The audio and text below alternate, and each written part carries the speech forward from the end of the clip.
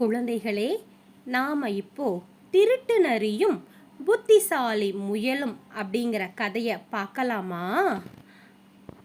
வாங்க கதைக்குள்ள போலாம். ஒரு காட்டுல ஒரு தந்திரக்கார நரி வாழ்ந்துகிட்டு வந்துச்சு. அந்த நரி சொந்தமா உணவு சேகரிச்சு சாப்பிடாம காட்டு மிருகங்கள் கிட்ட இருந்து திருடி தின்னுக்கிட்டே இருந்துச்சு. இத பார்த்த எல்லா மிருகங்களும் நரிக்கிட்ட பத்திரமா நடந்துக்கிச்சுங்க. நரி கண்ணுல படுற மாதிரி எதையும் வைக்காதுங்க அதுங்க. இருந்தாலும் அந்த பொல்லாத நரி எப்படியோ காட்டு மிருகங்கள் சேமிச்சு வச்சிருக்கிற உணவு தானியங்கள் எல்லாத்தையும் கண்டுபிடிச்சு திருடி தின்னுக்கிட்டே இருந்துச்சு. அப்பத்தான் ஒரு புத்திசாலி முயல் அந்த நரிய பார்த்துச்சு. அடடா, சொந்தமா உணவு சேமிச்சு வாழ்க்கை நடத்தாம இப்படி திருடி திங்குற நரிக்கு சரியான பாடம் புகட்டணும்னு நினைச்சுது. உடனே காட்டுப்பகுதியில ஒரு நல்ல இடத்துல நான் விவசாயம் பார்க்க போறேன், அதனால இந்த இடத்துல வெள்ளரி தோட்டம் போட போறேன்னு சொல்லிட்டு கொஞ்ச நேரம் வேலை செஞ்சுச்சு. இத தூரத்துல இருந்து பார்த்த நரி, வெள்ளரி தோட்டம் போடுதா முயல்?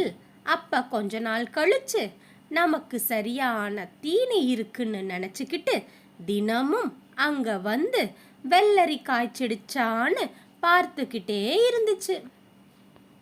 கொஞ்ச நாள் கழிச்சு வெள்ளரிக்காய் காய்க்க ஆரம்பிச்சிச்சு. உடனே அங்க வந்த நரி வேக வேகமா வெள்ளரி தோட்டத்துக்குள்ள புகுந்து வெள்ளரி எல்லாத்தையும் பிச்சு திங்க ஆரம்பிச்சுது. அப்ப திடீர்னு நரிக்கு உடம்பு எல்லாம் அரிக்க ஆரம்பிச்சுது. கொஞ்ச நேரத்துல உடம்பு பூராவும் தடிப்பு தடிப்பா வந்து அங்கேயே விழுந்துடுச்சு. அப்ப அங்க வந்த முயல் சொல்லுச்சு, நீ பெரிய திருட்டு பையன்னு எனக்கு தெரியும், அதனாலதான் ஒவ்வொரு வெள்ளரி செடிக்கு பக்கத்துலயும் ஒரு அரிப்பு செடியை நட்டு வச்சேன். வெள்ளரி பிடுங்குற அவசரத்துல நீ அந்த அரிப்பு செடியில உடம்ப தேய்ச்சதுனாலதான் உனக்கு உடம்பு இப்படி ஆகிடுச்சுன்னு சொல்லுச்சு. அதை கேட்ட எல்லா மிருகங்களும் அங்க வந்து நரிய பார்த்து சிரிச்சுச்சுங்க. தங்களோட உழைப்பை எல்லாம் திருடி தின்ன நரிக்கு சரியான தண்டனை கிடைச்சிச்சுன்னு சொல்லிட்டு அங்க இருந்து போயிடுச்சுங்க.